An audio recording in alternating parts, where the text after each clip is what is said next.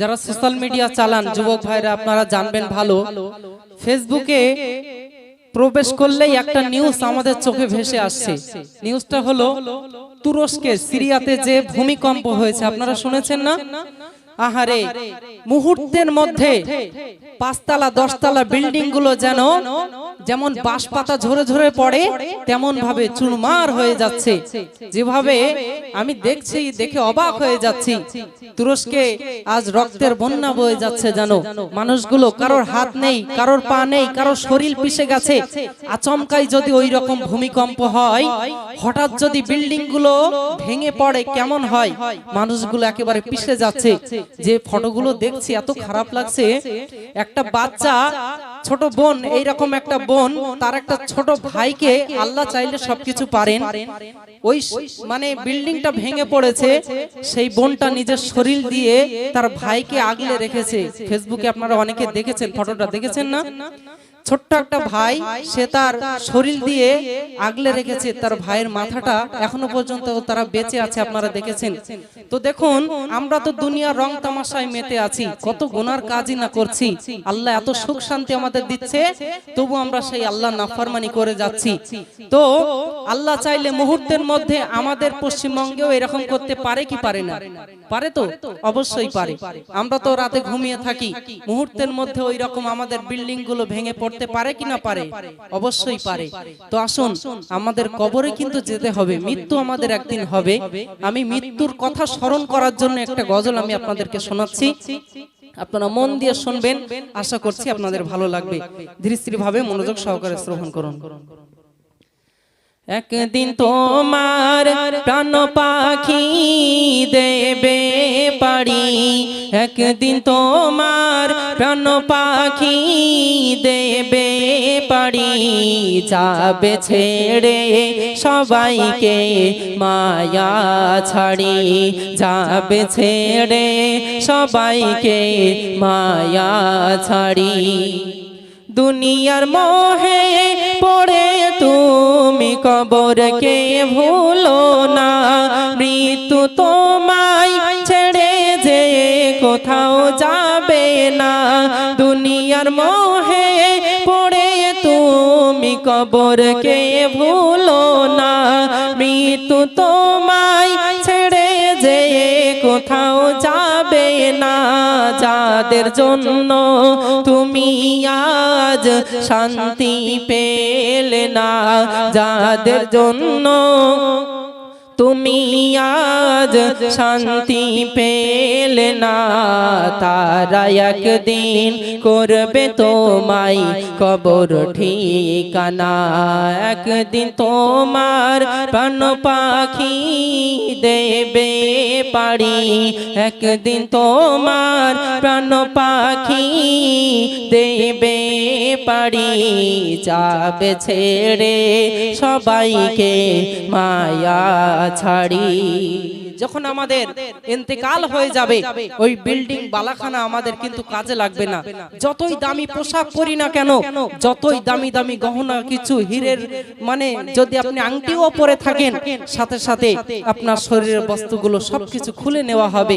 আপনার ওই যে খাটের উপরে 50,000 1 লক্ষ টাকা দামের খাটের উপরে আপনি ঘুমান, সেই খাট থেকে আপনাকে নামিয়ে আনা হবে। আস্তে আস্তে মসজিদে এলান হয়ে যাবে, অমুকের ছেলে অমুক ইন্তেকাল করেছে, সেই খাটি আমাদের জন্য চলে আসবে।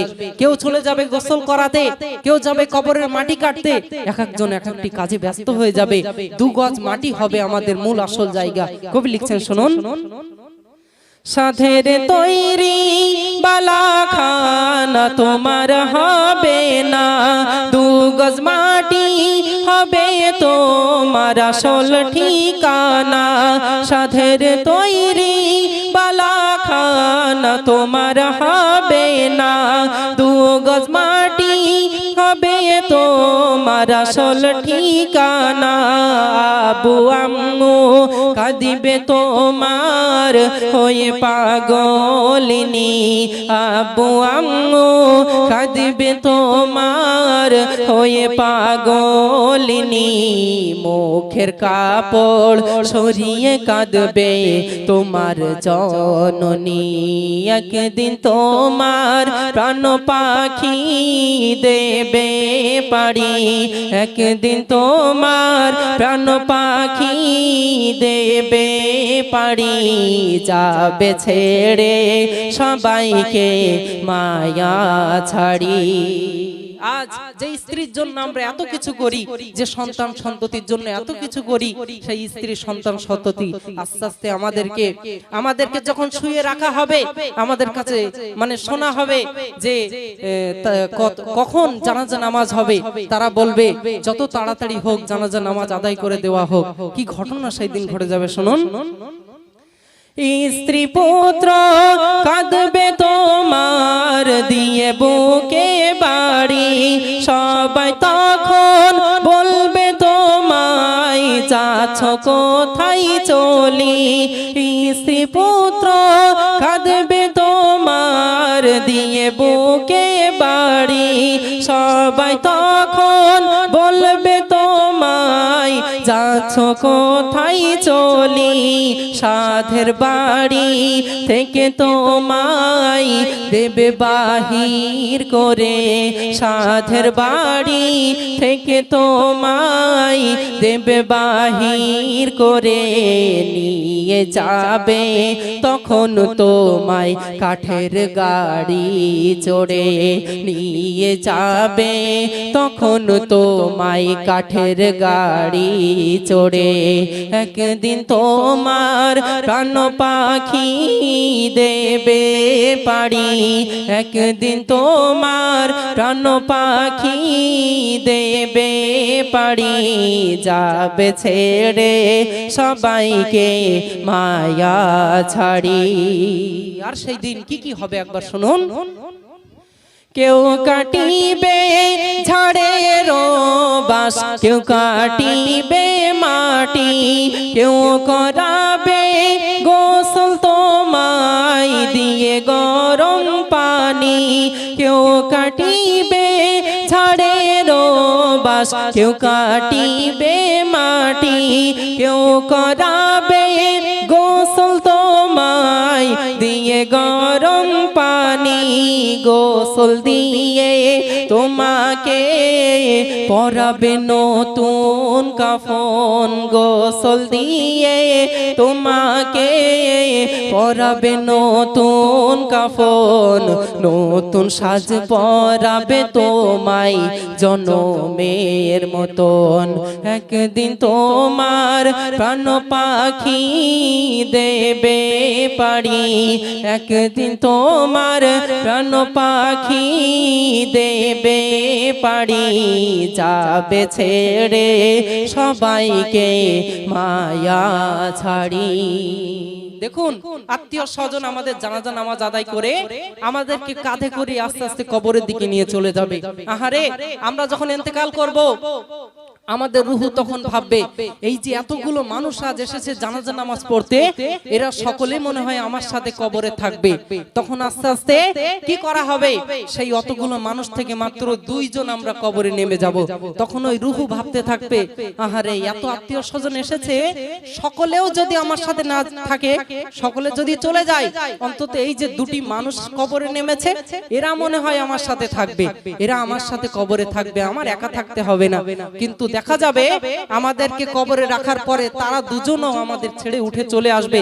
তখন আমাদের রুহু আমরা কেঁদে জারে জার হয়ে যাব, হায় রে কি করলাম, কাদের জন্য এত কিছু করলাম, কাদের জন্য নামাজের সময় নামাজ আদায় করতে পারলাম না, কাদের জন্য আল্লাহর কথাগুলো মেনে চলতে পারলাম না, ইসলাম শরিয়ত থেকে দূরে থাকলাম, কোন স্ত্রীর কথা শুনে আজ মাকে কষ্ট দিলাম, আব্বাকে কষ্ট দিলাম, কোন সন্তানের খুশির জন্য নিজে নামাজ কালাম আদায় না করে সন্তানের জন্য দিনভর দিন ইনকাম করেই গেলাম, কেউ তো আমার সাথে থাকলো না, সবাই তো আমাকে ছেড়ে চলে যাচ্ছে।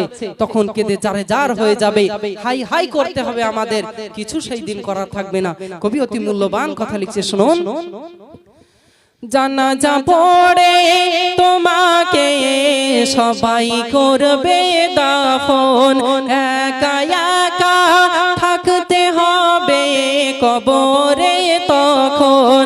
জানাজা পড়ে তোমাকে সবাই করবে দাফন, একা একা থাকতে হবে কবরে তখন। মায়ার বাঁধন ছিড়ে ওই যেতে হবে চলে মায়ার বাঁধন ছিঁড়ে ওই যেতে হবে চলে আসবে ফেলে তোমাকে বাঁশবাগানের কোণে আসবে ফেলে তোমাকে বাঁশবাগানের কোণে একদিন তোমার প্রাণ পাখি দেবে পাড়ি একদিন তোমার প্রাণ পাখি দেবে পাড়ি যাবে ছেড়ে সবাইকে মায়া ছাড়ি আহারে একবারও কি আমি আপনি ভাবি সেই গহীন বাঁশবাগানের কোণে আমাকে একা একাই পড়ে থাকতে হবে এ আমার ও আমার সে আমার আমার গার্লফ্রেন্ড আমার আমার স্ত্রী আমার আমার সন্তান সন্ততি মা আব্বা আমার সব আমার না কেউ আমার না একমাত্র আমার আমল আমার আমি যেটা আমল করব আল্লাহকে রাজি খুশি করার জন্য সেটাই আমার জন্য কবরে থাকবে দেখুন একবারও কি আমরা ভাবি হঠাৎ করে এখন কারেন্টটা চলে যাক সাথে সাথে পকেট থেকে মোবাইল বার করে সব ফ্ল্যাশ লাইট জ্বালাবে কেন অন্ধকারে থাকতে কেমন ভয় লাগে ঘরের মধ্যে আমরা ধরেন বসে আছি হঠাৎ করে রাত্রে কারেন্ট চলে গেল আমরা কি করি সাথে সাথে লাইট জ্বালাই বা ফ্ল্যাশ লাইট জ্বালাই মোবাইলে কেন অন্ধকারে কেমন ভয় ভয় লাগে একবারও কি আমি আপনি ভাবি যখন ওই বাঁশবাগানের কোণে একা একা আমাদেরকে ফেলে রেখে চলে আসবে আহারে কি উপায় আমাদের হবে দুনিয়ার রং তামাশায় তো আমরা মেতে যাই আমরা সকলে আল্লাহর কাছে ক্ষমা চাই আল্লাহ আমাদের অন্তত ওই কবরে যাওয়ার আগে কবরের পুঁজি আমাদের সংগ্রহ করুন সেখানে গিয়ে কোনো পার্টির কথা চলবে না সেখানে গিয়ে কোনো টাকা পয়সা দিলেও তারা শুনবে না আমরা যদি সেখানে গিয়ে বলি 10 লক্ষ টাকা তোমাকে দিচ্ছি আমাকে ছেড়ে দাও আমার আপনাকে ছেড়ে দেবে বলে মনে হয় ছেড়ে দেবে না দুনিয়ায় আমাদের অত নাম থাকতে পারে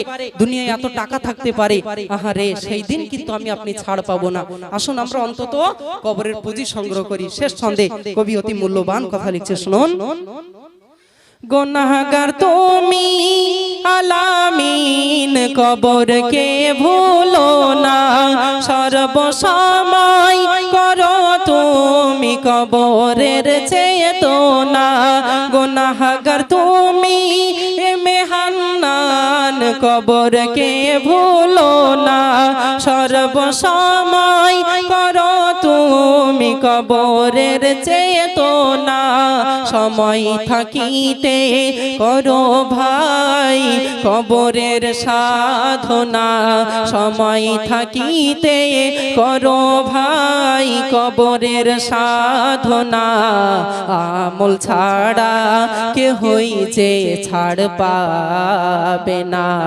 একদিন তোমার প্রাণ পাখি দেবে পাড়ি একদিন তোমার প্রাণ পাখি দেবে পাড়ি যাবে ছেড়ে সবাইকে মায়া ছাড়ি নারে তাকবীর আরো মহব্বতের সাথে দাও নারে তাকবীর গজলটা বললাম খুব দুঃখের গজল আপনারা শুনলেন অনুষ্ঠান গজল শুধু এই নয় যে শুনে আসসালামু আলাইকুম আমাদের কমিটির কোষাধ্যক্ষ জনাব মোহাম্মদ শাহজাহান মন্ডল আমাদের ভাই সাহেব আলামিন গাজী গজল শুনে খুশি হয়ে তিনি 50টি টাকা উপহার দিয়েছেন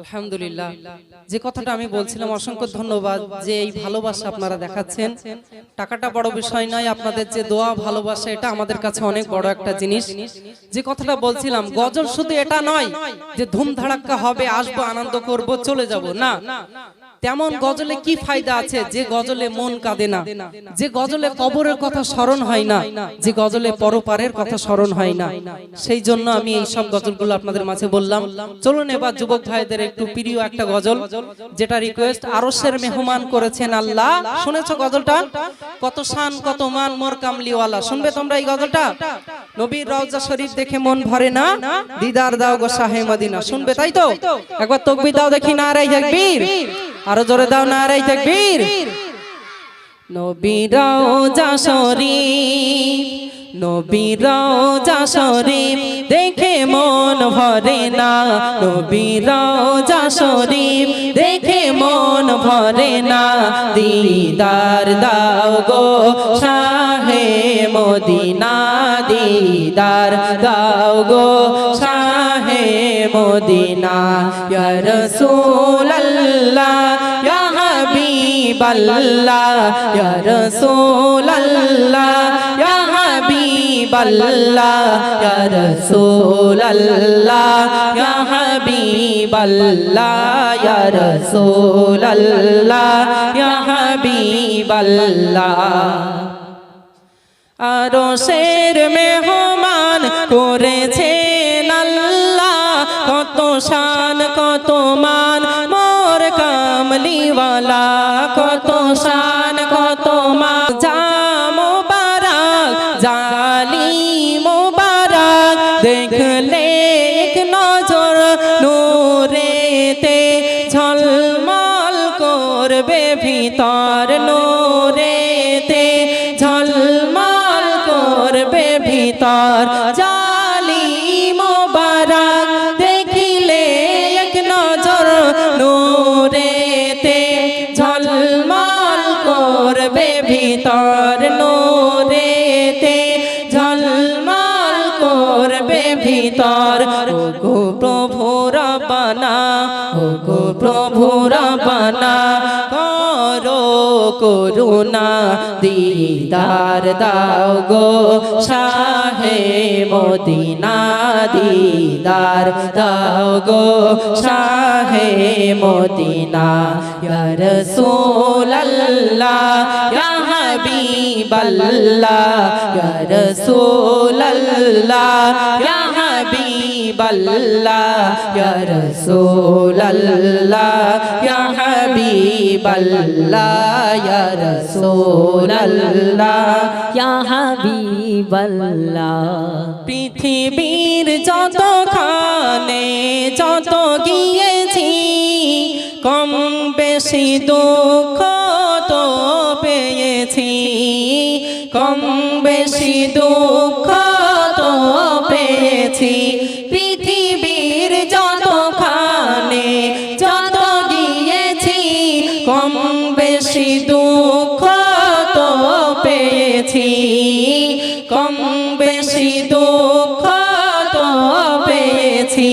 রওজাতে গেলে, রওজাতে গেলে দুঃখ থাকে না, দিদার দাও গো শাহে মদিনা, দিদার দাও গো শাহে মদিনা।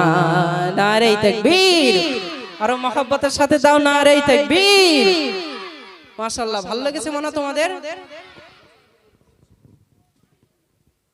আমাদের কমিটির সহ কোষাধ্যক্ষ জনাব মোহাম্মদ শফিকুল মোল্লা আমার ভাই সাহেবের গজলে সন্তুষ্ট হয়ে 20 টাকা উপহার দিয়েছে।